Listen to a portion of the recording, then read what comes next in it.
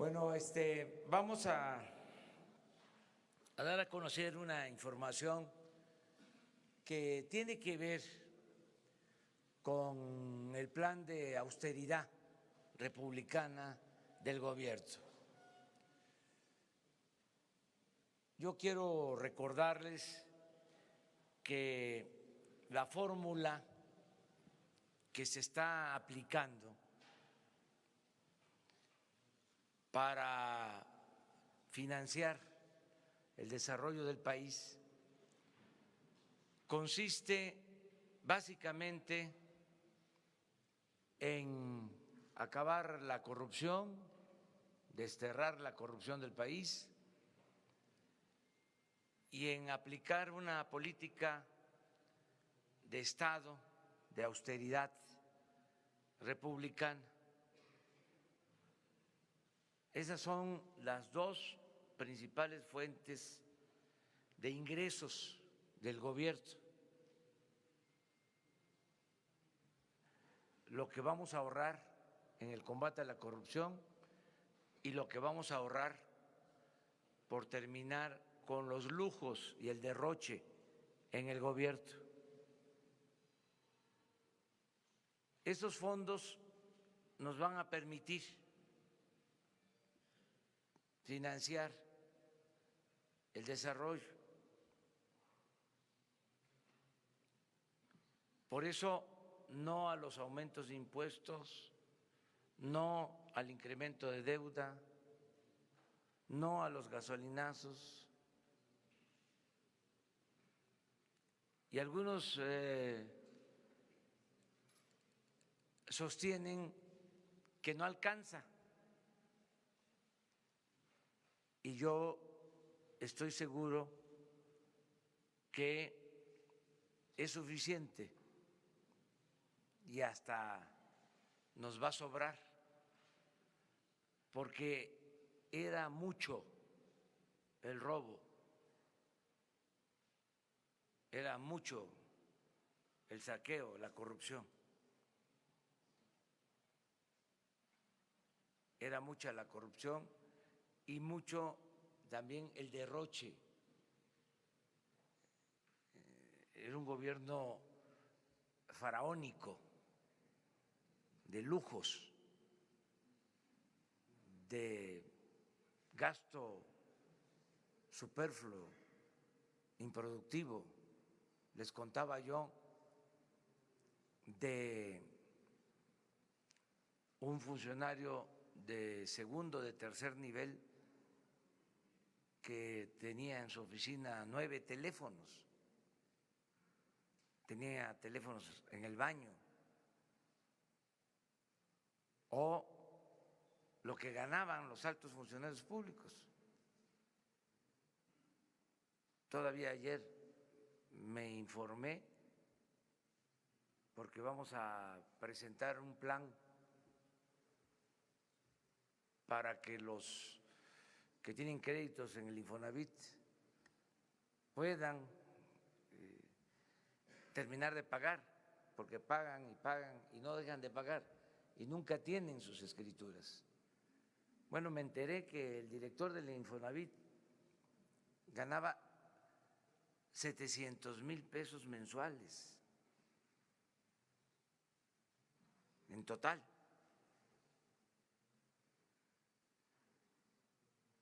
Entonces, sí nos va a alcanzar.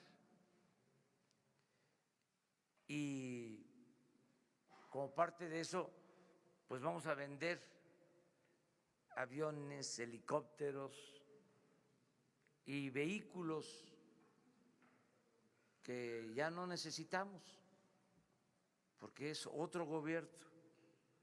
Entonces ahora les vamos a presentar que vamos a vender vehículos. Va a haber un tianguis el 23 y el 24 de febrero y les hicimos este video y se van a poner en venta vehículos. El tianguis va a estar en el aeropuerto de Santa Lucía, sábado 23 y domingo 24 de febrero.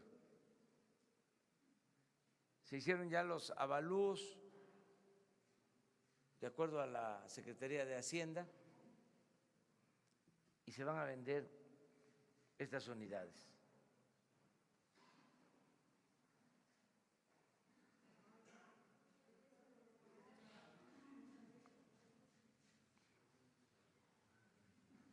Ahora la repiten para que…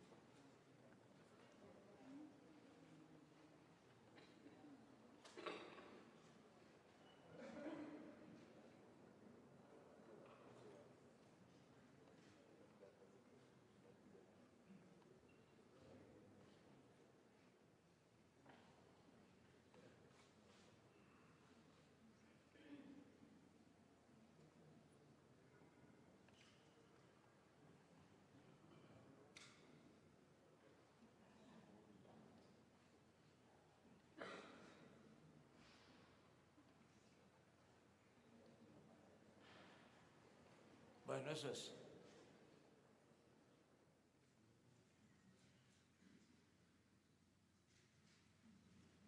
Es el precio de lo que costaron y el avalúo, que es el precio de salida para la subasta.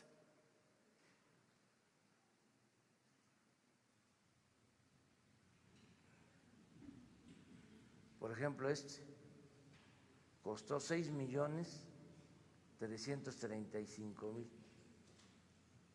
un Audi blindado. Esta es línea FIFI.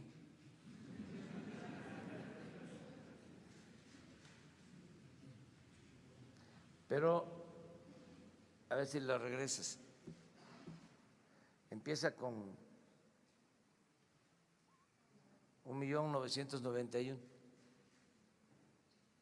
Vamos a tener cuidado, vamos a pedirle ahí a la Fiscalía General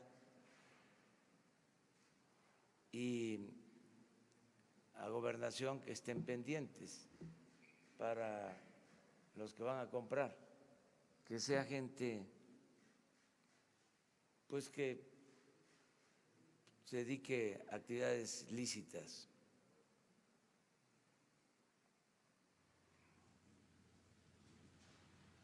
Hay una camioneta grande, no sé si la ponen.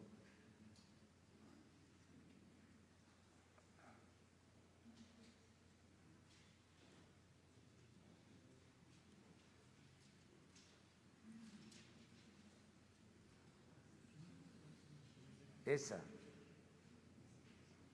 4.390.000 costó.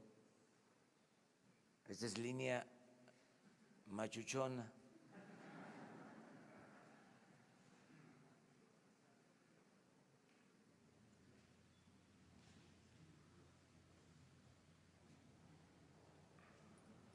Queremos obtener alrededor de 100 millones. Es para la Guardia Nacional, todo lo que se va a recaudar. Y el día 26 y 27 de abril se van a poner en venta también en Santa Lucía 76 aviones y helicópteros. Eso es una feria que se va a promover en Santa Lucía con ese propósito. Y también los recursos para la Guardia nacional. Muy bien, esa era la información. Y ahora sí, vámonos a preguntas y respuestas. Ayer empezamos acá, vamos por acá.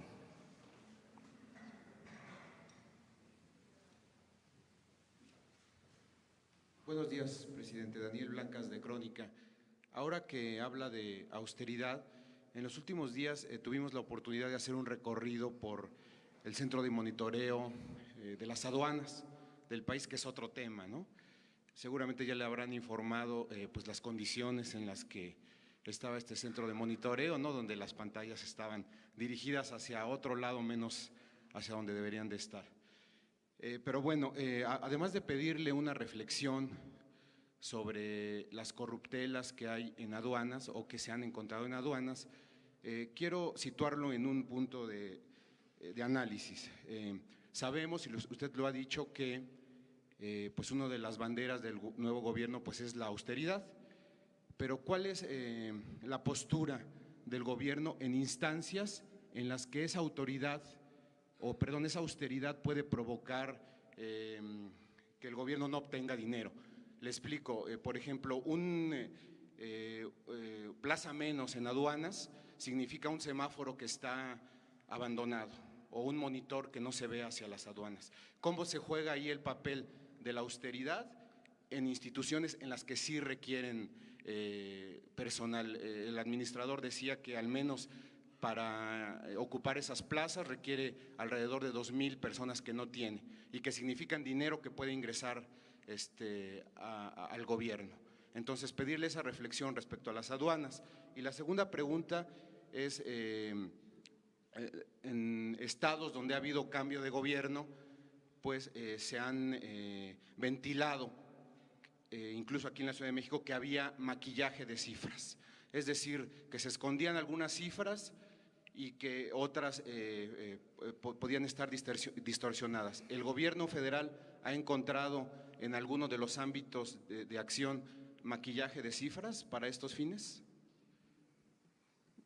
Mire, acerca de lo primero, la austeridad tiene que aplicar en lo que es superfluo, en lo que no es operativo, que no tiene que ver con el funcionamiento del gobierno para dar servicio a los ciudadanos o en lo que pueda significar el que haya más vigilancia o más recaudación, más ingresos. Es quitar todo lo que no es básico, fundamental. Por ejemplo,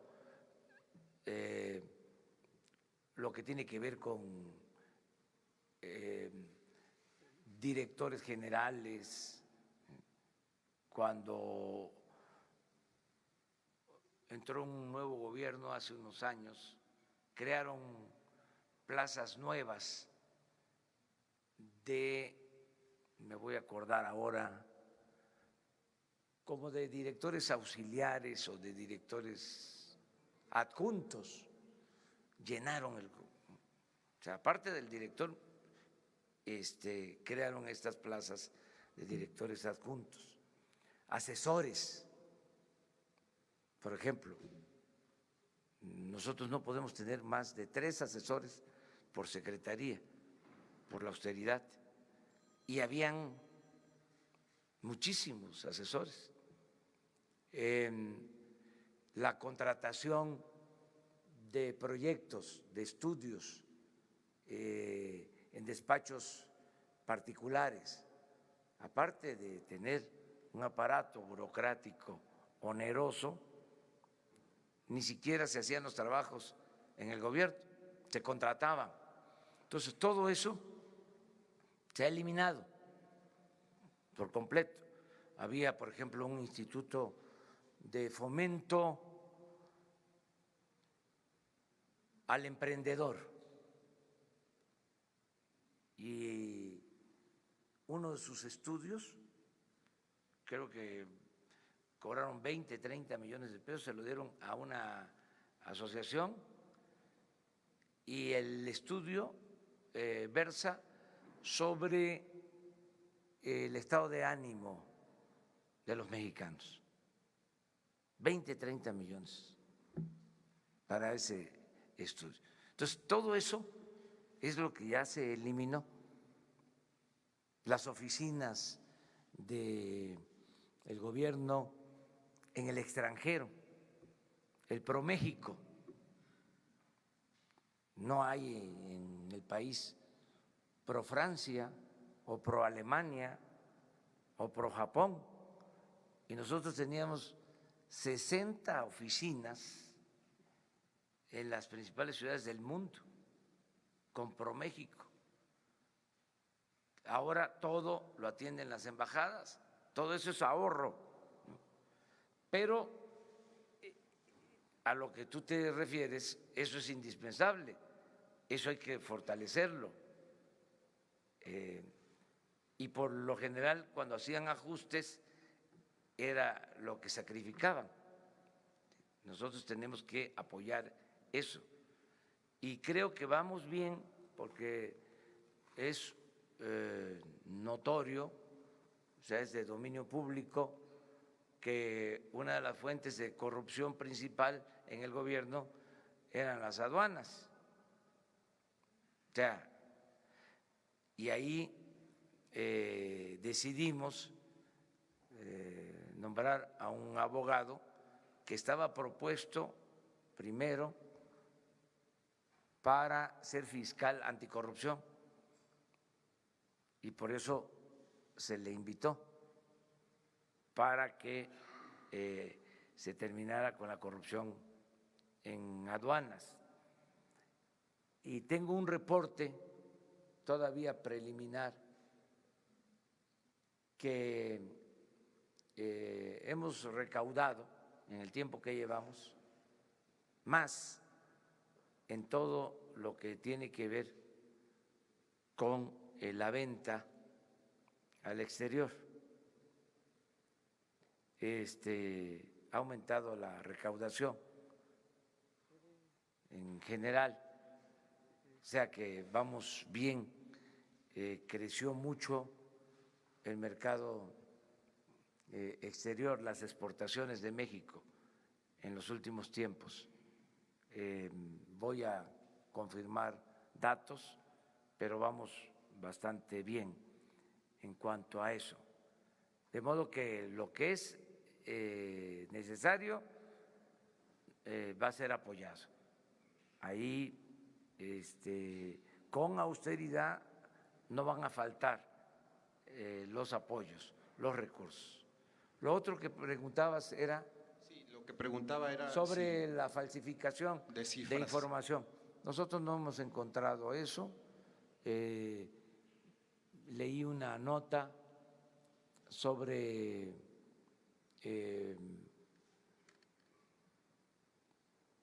maquillaje en la producción de petróleo crudo, pero no está confirmado. Lo que está pasando en la explotación petrolera es de que se cayó la producción porque fue un engaño lo de la reforma energética, fue una tomadura de pelo de que iba a llegar la inversión extranjera, la dolariza, y no llegó la inversión extranjera a Pemex, y al mismo tiempo se dejó de invertir, Pemex dejó de invertir en exploración, en perforación de pozos. Eso produjo la caída en la producción. Por eso ahora la inversión en Pemex es mayor. Hicimos un esfuerzo para invertir más en Pemex para extraer petróleo y recuperar los volúmenes de producción que se tenían. Nos va a llevar tiempo esa recuperación porque se estaban produciendo hace 4 años 2.400.000 barriles y ahora está en 1.700.000. Y vamos a tener que mantener esa caída porque no se invirtió y queremos recuperar ya la producción a finales de año, que estemos en 1.900.000 barriles para finales de año y empezar a crecer en el 20, en el 21, para terminar en el 24 con 2.400.000 barriles. Esa es nuestra propuesta y estamos invirtiendo y vamos a fortalecer a Pemex porque se le dejó sin apoyo, o sea, fue como un plan deliberado para acabar, para quebrar a Pemex, y no solo eso, sino para meter al país en una grave crisis. Nunca se había visto de que Pemex tuviese que comprar petróleo crudo, petróleo ligero. Ha caído tanta la producción de que no se tiene petróleo ligero para las refinerías, para hacer la mezcla de petróleo y refinar la materia prima y hacer las gasolinas en el país. Entonces, es un plan que ya inició bien. En este mes ya se están cerrando contratos de exploración, de perforación de pozos. Para que tengan una idea, de 50 pozos que se estaban trabajando el año pasado, vamos a trabajar este año 150 pozos. Pero para que esos pozos que estamos iniciando la perforación ahora, para que produzcan, vamos a tener aceite, vamos a tener producto hasta finales de año. Entonces, eso es prioritario, pero no significa que haya falsificación de información. Es que los que apoyaron la reforma energética están calladitos. Estoy esperando todavía que ofrezcan disculpa. No nos han ofrecido una disculpa pública. No dicen nada y cometieron un grave error en confiar en que al entregar contratos con las llamadas rondas iba a llegar la inversión extranjera. De los 107 contratos que entregaron, no se ha producido un solo barril de petróleo, no ha habido inversión. Y al mismo tiempo, si pensamos de buena fe, pues se equivocaron pensando de que como iba a llegar la inversión extranjera, no hacía falta la inversión pública y dejaron a Pemex sin apoyo y produjeron la crisis en la producción de petróleo. Pero ya lo estamos arreglando, vamos a resolverlo. A finales de este año ya vamos a estar produciendo 1.800.000 barriles, vamos a detener la caída y vamos a empezar la recuperación, y esto va a implicar también un plan adicional. Todo lo que ahorremos por evitar el robo de combustible para Pemex. Y no va a ser poco. Si seguimos como vamos, nos vamos a ahorrar como 40, 50 mil millones de pesos. Por ejemplo, ayer fue uno de los días en que menos combustible se robaron en la historia reciente. No sé si tengan por ahí la gráfica del robo de combustible. Miren.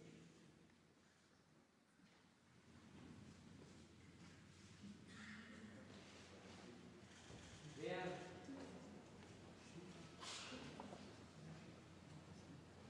5,000 barriles para 81,000 barriles promedio que se robaron en noviembre.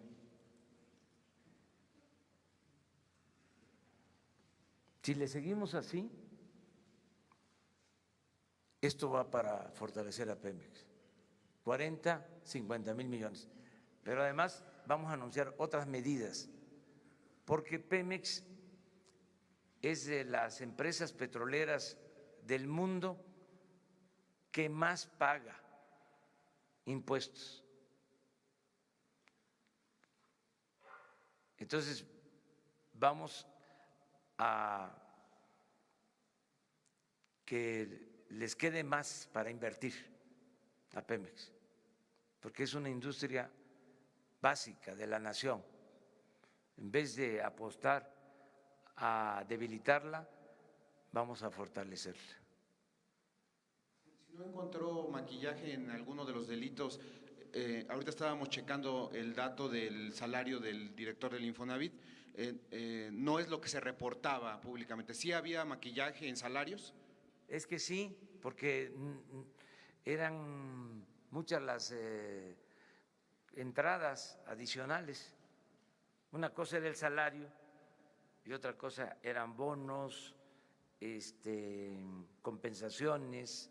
En la suma daba 600, 700 mil pesos, la suma.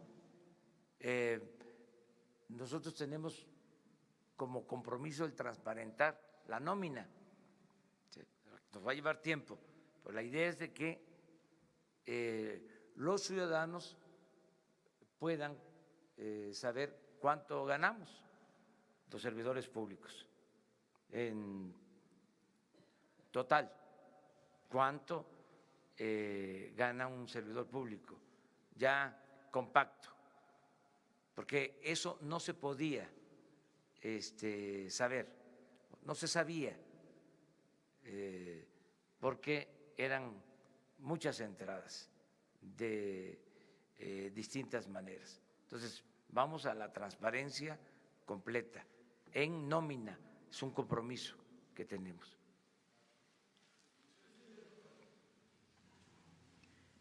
Los dos, después. Buenos días, presidente. Alejandro Lelo de la Red Grupo Cantón y Diario Basta. Preguntarle, presidente, ayer se aseguran 2 buques en 2 bocas, el puerto más importante para el tránsito de hidrocarburos, traen 880,000 litros de diésel. Usted hace unos días nos comentó que ahí también en hay un tráfico de petróleo, hay un huachicol de petróleo. ¿Qué tan grave es este robo de petróleo, diésel y gasolina a través del puerto de 2 Bocas y quizás de los demás puertos en el país? Y la segunda pregunta, presidente, en el caso de las policías estatales, el mando único, hay todavía estados de la República que no terminan de consolidar el mando único y todavía más municipios que tampoco lo consolidan. ¿Qué les diría, sobre todo en el sentido de la operación de la Guardia Nacional en coordinación con estos mandos únicos? Bueno, en el caso de la Secretaría de Marina, que fue la que detuvo a estas embarcaciones, están haciendo una revisión pero no sé si esté el almirante Ojeda todavía. Si está, de una vez les informamos sobre eso. No se encuentra. Mañana les informamos sobre el aseguramiento de estas embarcaciones que cargaron en Coatzacoalcos y descargaron o iban a descargar en Dos Bocas diésel en esa cantidad. Ellos tienen toda la información y ya están los buques a disposición de la autoridad competente, en este caso de la Fiscalía. Ya está presentada la denuncia, tengo entendido que están detenidos los barcos, no sé si haya detenidos del personal, 10 marinos, sí, eso es lo que se está mencionando. Mañana les informan sobre eso.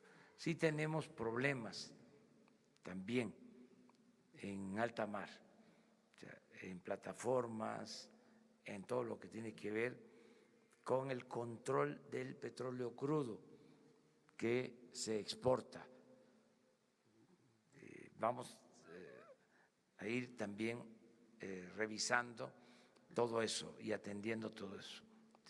Sobre el mando único que… Sí, estamos esperando que el Congreso nos ayude. Voy a seguir haciendo un llamado a los legisladores para que se aprueben las reformas y se pueda crear la Guardia Nacional, que nos hace mucha falta, porque estamos trabajando todos los días para garantizar la seguridad, pero el modelo que consideramos eficaz para enfrentar los problemas de inseguridad y de violencia estriba o consiste en que podamos tener 266 coordinaciones territoriales de seguridad, o sea, tener presencia en 266 regiones del país, territorializar la atención para garantizar la seguridad pública, no tener cuarteles distantes de los ciudadanos, que donde vive la gente se tenga cerca una coordinación de seguridad a cargo de la Guardia Nacional, integrada por Policía Militar, por la Policía Naval y por la Policía Federal. Ese es el propósito. Teniendo este modelo territorializado, ¿sí?, que hagan lo mismo que hacemos nosotros todas las mañanas en esos 266 territorios, se reúnen los mandos de las corporaciones y hacen la evaluación de lo sucedido, reciben el parte, analizan en dónde se están cometiendo los delitos, qué tipo de delitos, cómo actuar. Esto es lo que nos va a dar resultados para enfrentar el problema de inseguridad y de violencia, porque eso, aunque los atendemos todos los días, no hemos podido llevar a cabo esta acción en los territorios. Se están haciendo reuniones estatales en algunas coordinaciones como 100, pero necesitamos 266.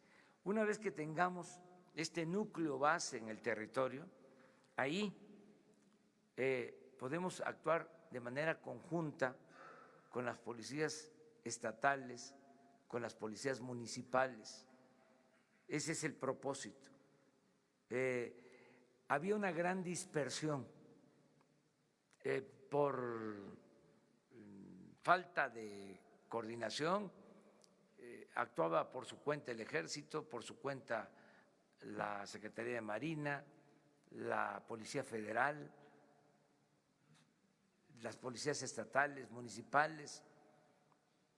Entonces, ahora lo que estamos haciendo es trabajar de manera coordinada.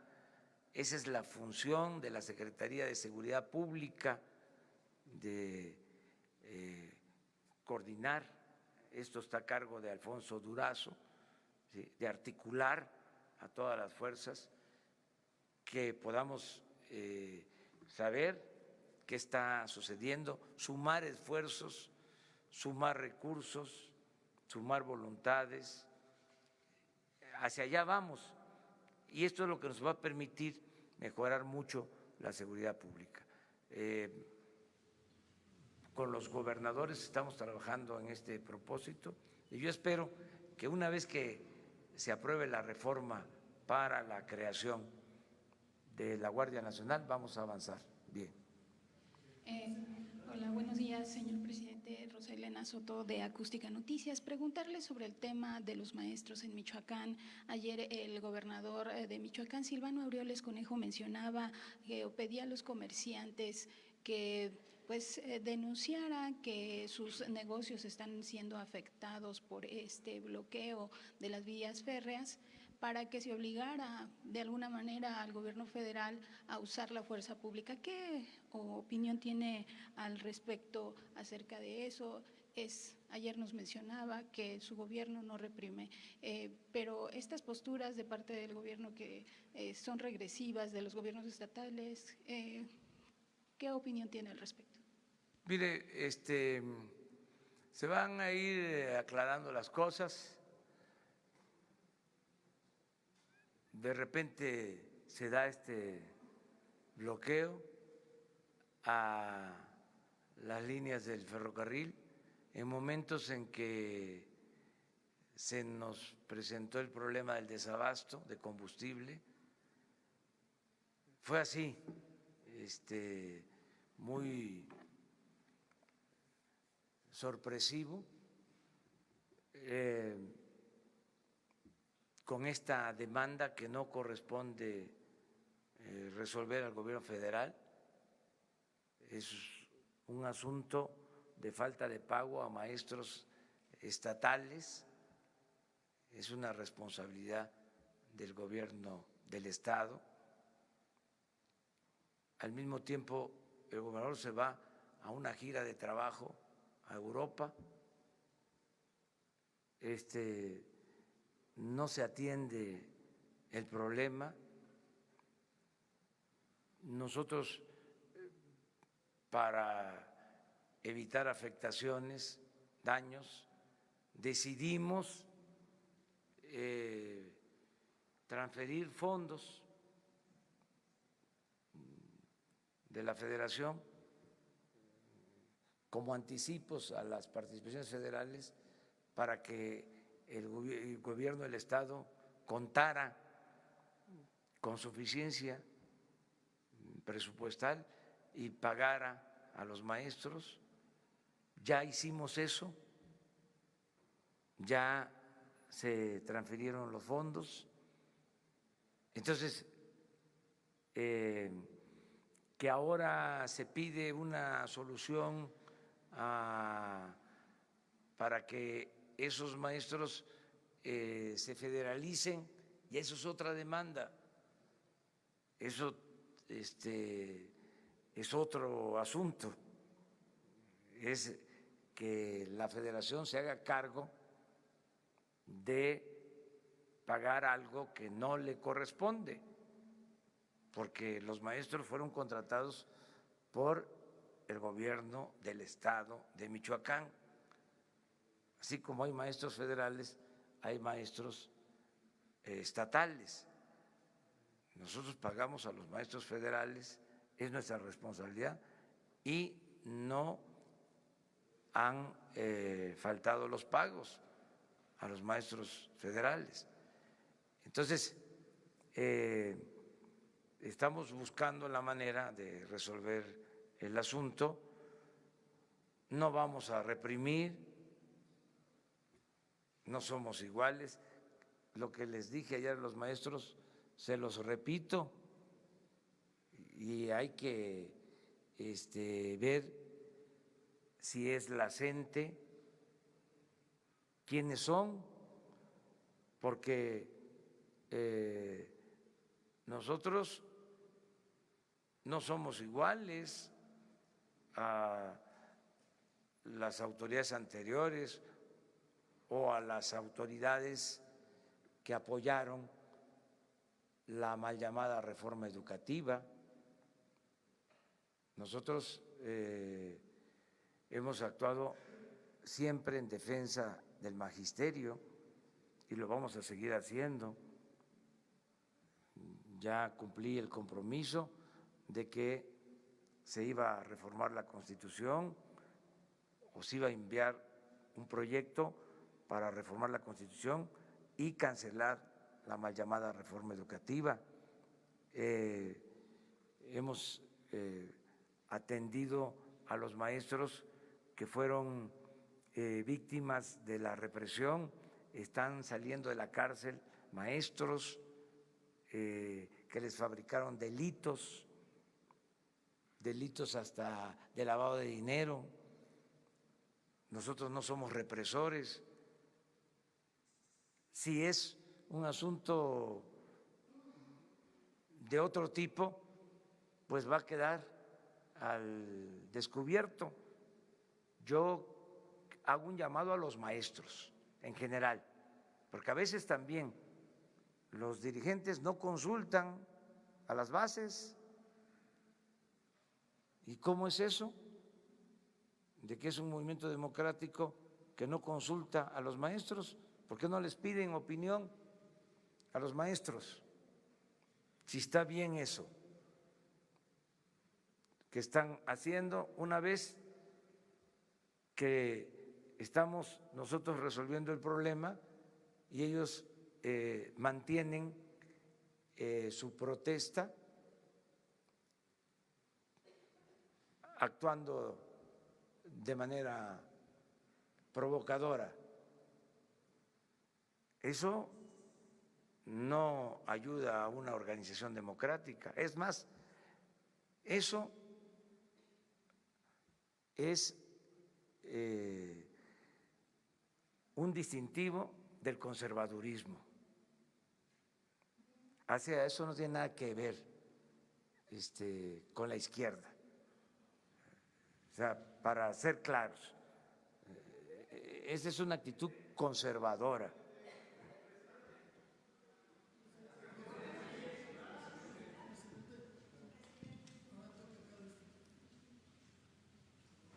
Buenos días, señor presidente. Daniela Barragán, sin embargo.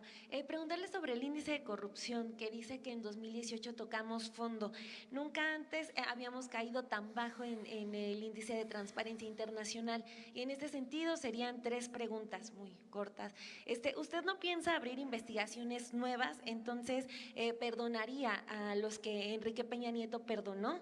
La segunda es, Jorge Emilio González, el Niño Verde, ha faltado a 40 de 44 sesiones en la Cámara de Diputados.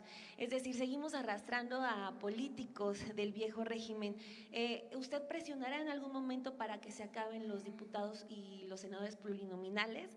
Y la tercera, Antorcha Campesina tiene pipas y gasolineras que le fueron entregados con permisos durante la administración también de Enrique Peña Nieto. ¿Ha analizado el revocarles estas concesiones? Muchas gracias. Bueno, yo ya he hablado mucho de que todas las investigaciones que están en curso sobre delitos de corrupción, hechos de corrupción, porque dicen los abogados que no hay delito de corrupción, son hechos de corrupción.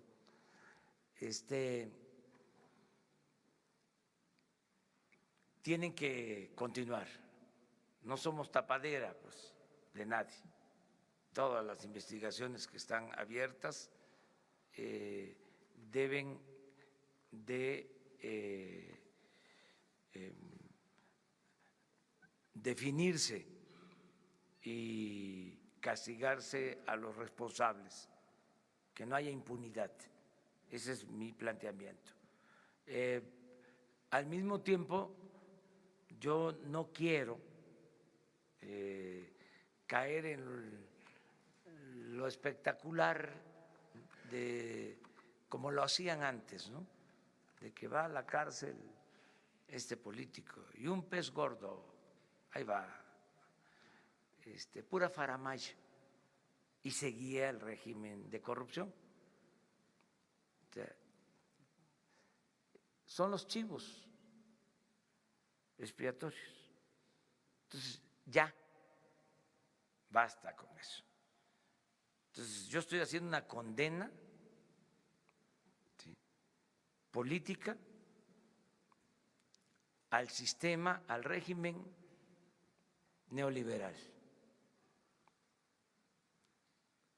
que fue un desastre para México, porque no hubo ni siquiera crecimiento económico. Lo que hubo fue crecimiento en la pobreza, sobre todo en la corrupción. Esto que acabas de mencionar sobre los índices de corrupción es muy claro.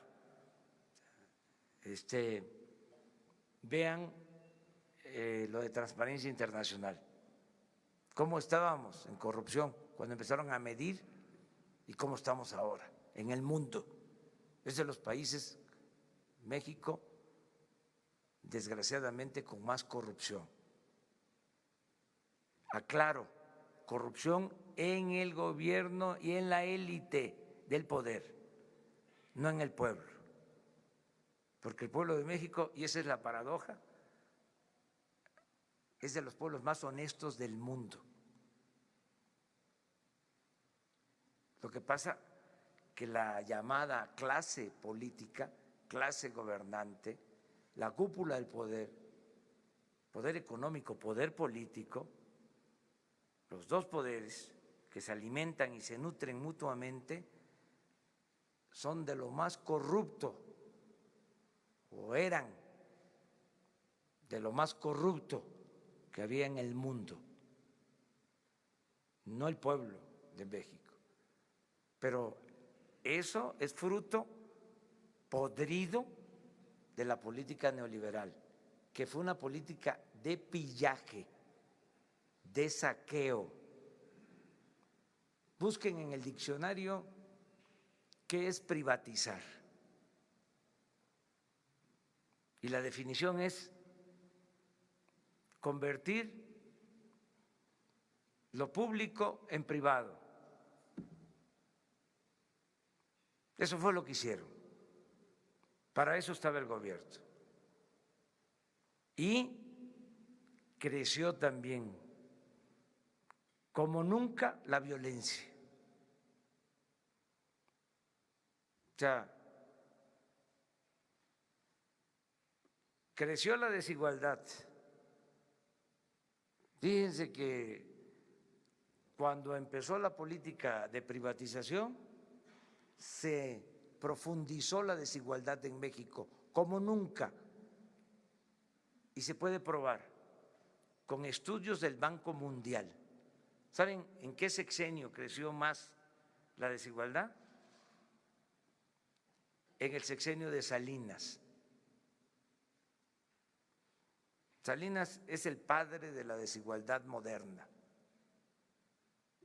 Estamos aquí hablando conceptualmente. O sea, no es un asunto político, es conceptual, o sea, de fondo. Entonces, más pobreza, más corrupción, más violencia. Mi condena es al régimen. Ahora, si queremos sancionar enjuiciar a responsables, vamos a los de arriba, a los que impulsaron el modelo, quienes estaban a la cabeza de los gobiernos. ¿Por qué abajo? Y si es abajo, ¿por qué nada más a unos sí y a otros no? Imagínense el daño que causaron quienes solaparon este régimen de corrupción, de injusticias, de privilegios,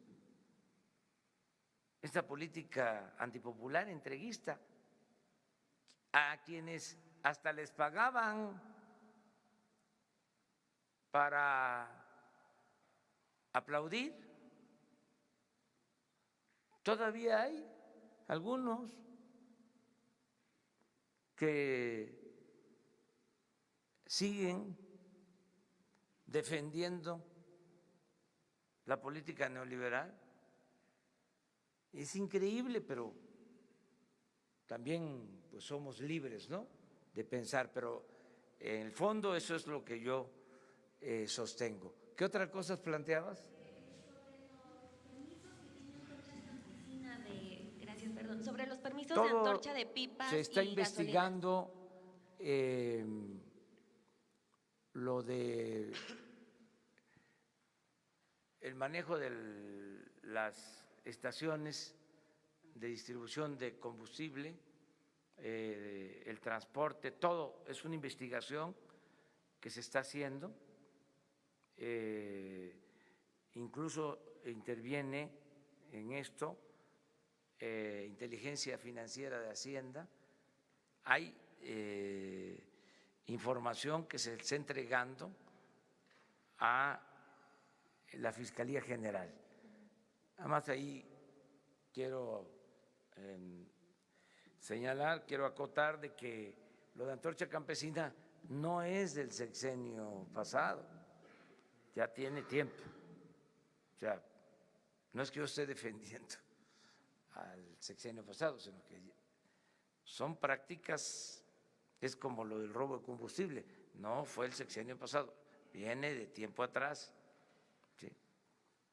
Bueno, según los datos había algunos permisos con Peña, pero también la otra pregunta era sobre si va a presionar para que se acaben los plurinominales en algún momento. Gracias. Pues eso tiene que ser una reforma que haga el mismo Congreso o proponerlo nosotros, pero yo pienso que esas reformas podrían llevarse a cabo a mitad del sexenio, o sea, no ahora. Necesitamos terminar con cuestiones que hay pendientes, por ejemplo, quitar el fuero. La Cámara de Diputados, no sé por qué razón, no ha aprobado el que se quite el fuero. Yo estoy pidiendo que se reforme el artículo 108 para que el presidente en funciones no tenga fuero y pueda ser juzgado por delitos de corrupción. Nos falta la aprobación también de la ley de austeridad. Falta la modificación al artículo 35 para que las consultas públicas sean amplias, se quiten candados y tengan carácter vinculatorio. Falta también que se apruebe lo de la revocación del mandato. Yo hice el compromiso de que a los 3 años me voy a someter a la revocación del mandato y el pueblo va a decidir si quiere que yo siga en la presidencia o que renuncie. Y si los legisladores no reforman la Constitución, de todas maneras, de manera independiente, con ciudadanos, se va a llevar a cabo la consulta, o sea, para la revocación del mandato. Pero es todo el marco legal que necesitamos. Y esto también no descarta el que se quiten a los plurinominales. El Poder Legislativo ha dado un buen ejemplo en esta legislatura, empezando por la disminución del gasto. La Cámara de Diputados, la Cámara de Senadores, aparte de que han aprobado leyes importantes, aunque hay otras pendientes, ellos ya ganan menos que lo que ganaban los anteriores diputados, los anteriores senadores. Dieron un buen ejemplo, una disminución del presupuesto del Congreso del orden del 25%. En ese sentido, mostraron sensibilidad. Ahora, hay que hacer todavía otros cambios, pero eso les va a corresponder a ellos. A ver, tú. Señor presidente, dos preguntas. Carlos Lara, de El Sol de México. El día de ayer usted mencionaba justamente, presidente, de que había una empresa que pues había metido ante la Suprema Corte un recurso para la devolución del IVA. ¿Esta empresa o estas empresas son Walmart o Bimbo? ¿Usted tiene algún dato sobre este asunto? Y digo, es una gran cantidad de dinero en materia de la devolución de impuestos. Otra pregunta, presidente. Las empresas del Centro Bajío que dependen de este cruce de los trenes por Michoacán, pues están ya demandando a través de las cúpulas empresariales que se ponga una solución, porque se puede parar la planta productiva. ¿Qué les dice a los empresarios ante esta crisis que ellos ven de que pues no pasan los trenes con las mercancías? Esas dos preguntas, presidente. La última, te digo que se está hablando con ellos, informándoles que estamos atendiendo el problema, que yo espero que los maestros que imparten civismo en las escuelas, bueno, ya creo que no hay civismo, ya quitaron hasta la materia, la tenemos que regresar, la materia de civismo a las escuelas y la ética también, que la quitaron en los planes de estudio, un grave error. Pero bueno, yo espero que los maestros atiendan nuestro llamado y se resuelva pronto este asunto. Les voy a dar un dato y ya ustedes consigan los demás. Sí va a ser una devolución de miles de millones de pesos a la empresa Corona, a la cervecería Corona, en la Suprema Corte de Justicia, de devolución de IVA. Y la Suprema Corte resolvió improcedente la solicitud de la empresa. Si se hubiese aprobado eso, hubiésemos tenido que devolver. Esa es la cantidad que les dejo de tarea, que investiguen. Estamos hablando de miles de millones de pesos. ¿Por qué lo digo? Porque se ahorró dinero con una actitud responsable de la Suprema Corte, del Poder Judicial. No todos los ministros votaron a favor,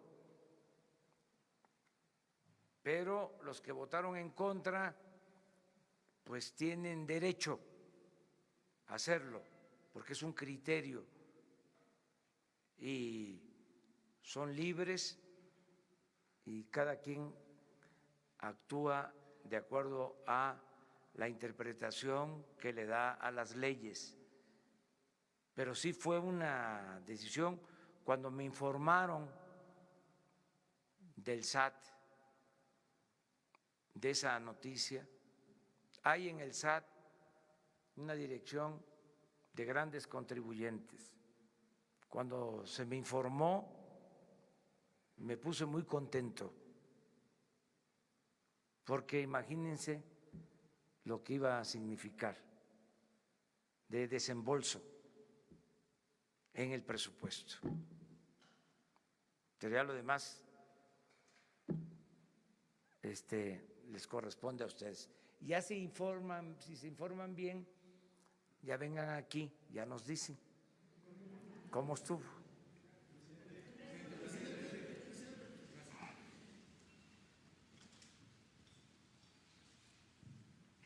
Gracias, presidente. Muy buenos días. Jorge Monroy, del Economista.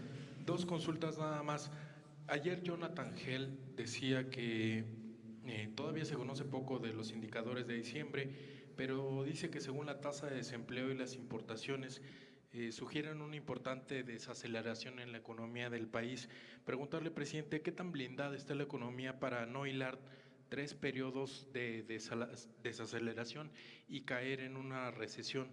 Y la segunda, ayer se conoció que se impuso una multa de 14 millones de pesos al gobierno del estado de Tabasco por la deforestación en los terrenos donde se va a construir la refinería de Tabasco.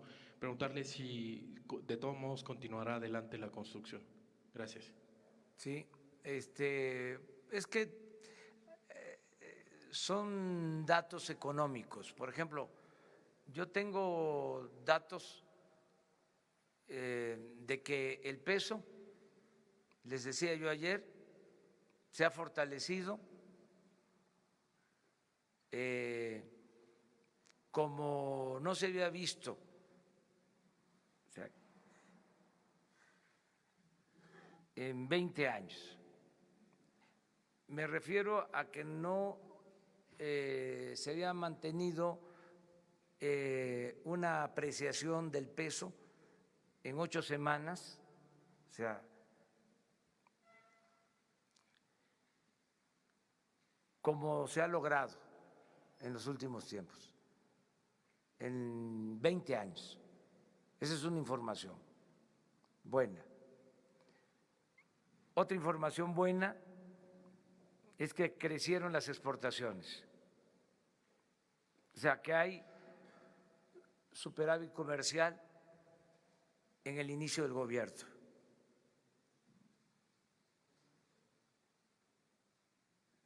Otra información buena es que tenemos estabilidad en la bolsa de valores. Otra información buena es que a pesar de que se decidió aumentar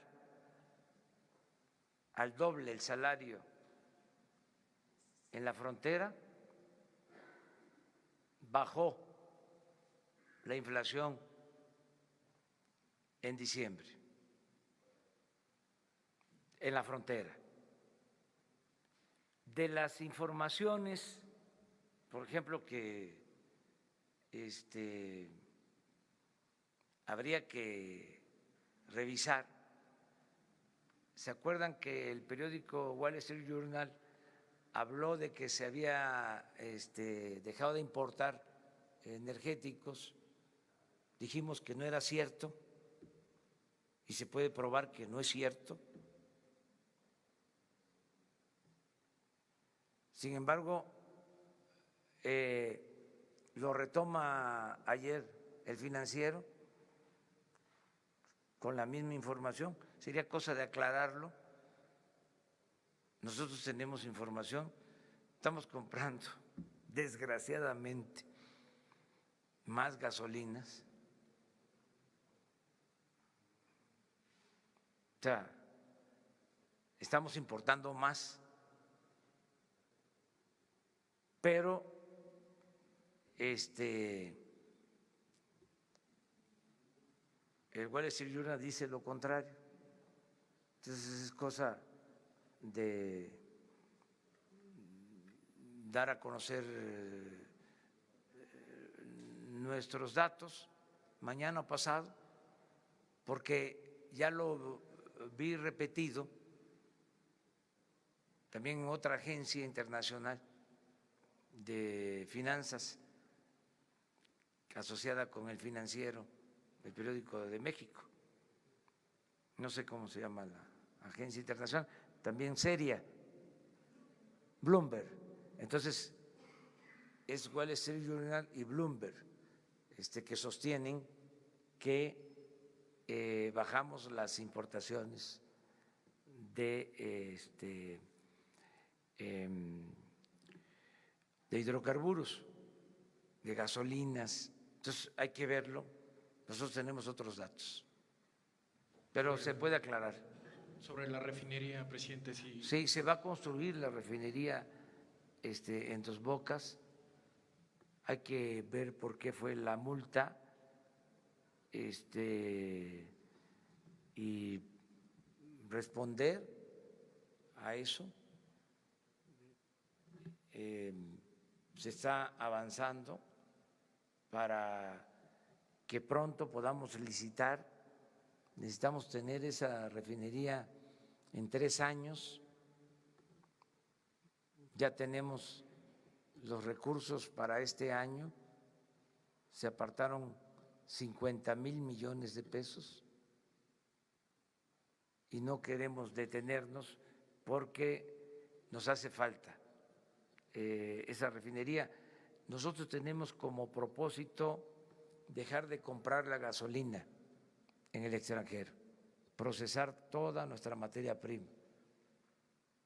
Para eso, lo primero que tenemos que hacer es recuperar la producción petrolera, porque si no tenemos petróleo crudo, no vamos a poder tener las gasolinas. Pero ya empezamos con el plan de recuperación de la producción petrolera para tener materia prima y poder hacer las gasolinas en México. ¿Tú? ¿Sí? Muy buenos días, señor presidente. Israel Macedo de Nación 321. Ayer publicamos en nuestro medio un trabajo especial sobre declaraciones patrimoniales y salariales del gabinete del gobierno federal. A este ejercicio le llamamos el AMLO Challenge, porque usted el 4 de enero publicó su patrimonio, dio a conocer todo, incluso aquí mismo en la conferencia presentó su cheque. Pero vemos que varios de los funcionarios no han presentado su información completa. Entonces quisiera preguntarle si usted va a platicar o va a presionar a sus secretarios de Estado a que presenten y transparenten toda esta información y qué fecha límite les va a dar y en caso de que no lo hagan, qué consecuencias puede tener. Muchas gracias, presidente. Ya está hablado, hay una fecha límite, 30 de enero. El que no presente su declaración de bienes no puede trabajar en el gobierno. De que sean públicos estos patrimonios. Porque además no solo presentarla formalmente, sino hacerlo público. El que no lo haga público no puede trabajar en el gobierno. Pues tienen hasta el día 30. Y sobre todo, un comentario sobre transparencia internacional, una recomendación que hicieron en la presentación es sobre el Sistema Nacional Anticorrupción. ¿Qué opinión le merece? Pues que en el sistema anticorrupción vamos a cuidar primero nosotros con la Secretaría de la Función Pública y además es un asunto de principios para nosotros, el no permitir la corrupción. Y esta Fiscalía Anticorrupción va a tener autonomía, depende de la Fiscalía General, para que no haya tolerancia y no haya impunidad. Crearon eso, el Consejo de Anticorrupción, la Fiscalía Anticorrupción, pensando de que iba a ser como otros organismos que han creado para la simulación, pero eso ya se terminó. Ahora la Fiscalía Anticorrupción va a tener autonomía y va a actuar con libertad y se va a castigar a corruptos. Va en serio. Ya se tiene ese instrumento, se va a utilizar. Lo mismo la Fiscalía Electoral. El que compre votos, el que entregue despensas, frijol con gorgojo para obtener votos, el que utilice presupuesto para favorecer a partidos, para favorecer a candidatos, se va a ir a la cárcel, porque se están haciendo reformas para considerar el fraude electoral como delito grave, la corrupción delito grave, el robo de combustible delito grave, la falsificación de facturas para evasión fiscal delito grave. Entonces, si es un cambio a fondo. Terminamos contigo. Buenos días, señor presidente. Ricardo García, de Revolución 3.0. Dos temas. Primero, así como en el caso de Ayotzinapa para la masacre de Nochixtlán, ¿usted firmará algún decreto para una comisión de la verdad? Ya que derivado de esta tragedia, nosotros que hemos realizado un seguimiento puntual del caso, tenemos datos de más de 10 niños que se encuentran huérfanos, los cuales han sido ignorados por gobiernos anteriores. En ese sentido, ver si los podrá apoyar y si podrá crear una comisión. Y por otro lado, el día de ayer encontraron muerta una niña de 11 años, Giselle, en el Estado de México.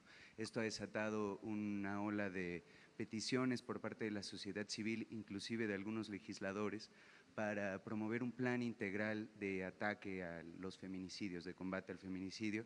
Pues también saber qué respuesta les daría. Muchas gracias. Mire, habíamos quedado de que se iba a hacer la presentación del programa de defensa, de protección de derechos humanos y de atención a víctimas. Yo le voy a pedir a la secretaria de Gobernación, Olga Sánchez Cordero, y a Alejandro Encinas, que les hagan un planteamiento aquí. ¿Tiene pensado firmar algún tipo de decreto para una comisión de la Si verdad? hace falta, lo hago, como lo hice en el caso de Ayotzinapa. Y ya en este caso hay avances. Entonces vamos a aprovechar para que les presenten pues toda la política que vamos a llevar que estamos llevando a la práctica y todo lo que se necesite. Es nuestra responsabilidad. Si hace falta, yo firmo este acuerdo y desde luego que la atención a los niños es prioritario. Ahora mismo vamos a platicar contigo, que nos den el trabajo de investigación que están realizando, digo que nos den información y nosotros vamos a actuar. ¿Y en su sexenio podremos ver una política integral de combate al feminicidio, señor presidente? Sí. Muchas gracias. Yo espero, no solo eso, espero que podamos reducir la violencia y en particular los homicidios, que son muchos. Me preocupa que tengamos en promedio hasta 80 homicidios diarios. Duele mucho. Y de los homicidios en general, feminicidios, ¿sí? Y esto de Chimalhuacán de ayer, todo esto es muy doloroso, muy preocupante. Estamos trabajando para evitar todo esto. Yo quiero también llamar la atención sobre algo. Si logramos que mejoren las condiciones de vida y de trabajo, que haya empleo, que haya ingresos, que se detenga el grave problema de la desintegración familiar, porque el neoliberalismo no solo causó un daño en lo económico, en lo material, sino destruyó familias, creció mucho el problema de la desintegración de las familias. Eso no está medido, no es como la tasa de crecimiento económico, pero el crecimiento de divorcios en este periodo, ¿sí?, fue elevadísimo. Se rompieron familias y la familia es fundamental, es la institución de seguridad social más importante del país. Entonces, todo esto lo tenemos que ir arreglando y en esa medida vamos a ir creando las condiciones para bajar la delincuencia. Las cárceles están llenas de jóvenes. La mayoría de los que pierden la vida son jóvenes. Este es fruto podrido del modelo económico neoliberal. Es uno de los saldos más dolorosos. Entonces, atender estas causas nos va a ayudar mucho a resolver el problema hacia adelante, porque no solo es tener más policías, tener más soldados, hacen falta, también en eso hay un rezago, pero lo más importante es sentar las bases del bienestar, o sea, luchar por una sociedad mejor en todo sentido, en lo material, en lo espiritual, una sociedad con valores.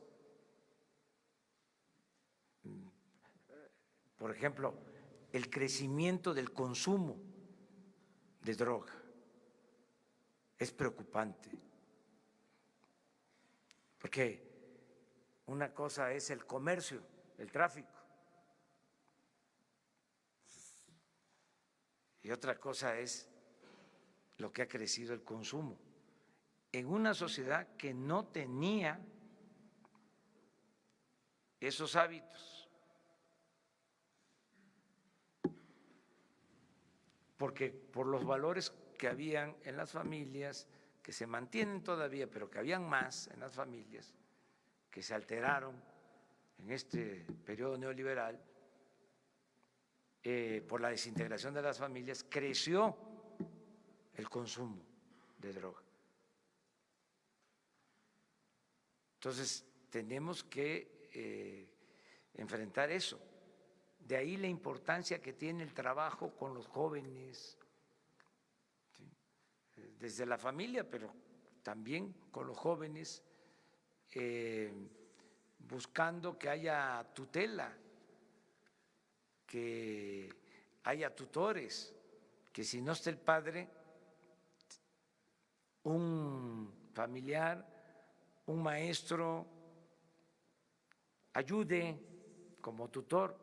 Esto que estamos haciendo de emparejar a jóvenes con maestros mecánicos, con maestros electricistas, con operadores, para que vayan aprendiendo oficio, pero no es nada más aprender el oficio, es que el maestro vaya orientando al joven para que no sea tentado y no tome el camino de las conductas antisociales.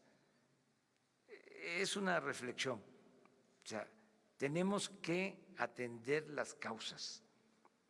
¿Sí? Y yo espero que eso va a dar resultados, porque tenemos una gran reserva de valores en nuestro pueblo, a pesar de que han querido acabar con esos valores, no han podido. O sea, el individualismo no ha podido, el egoísmo no ha podido, el consumismo no ha podido, el lujo barato no ha podido, el apostar a los bienes materiales no ha podido con los valores que existen todavía en las familias, en los pueblos, en la sociedad mexicana. Y eso es lo que nos va a permitir la regeneración de la vida pública. Esa es la apuesta, y hacia allá vamos. Y yo creo que vamos a lograr ese propósito. Muchas gracias. Nos vemos mañana.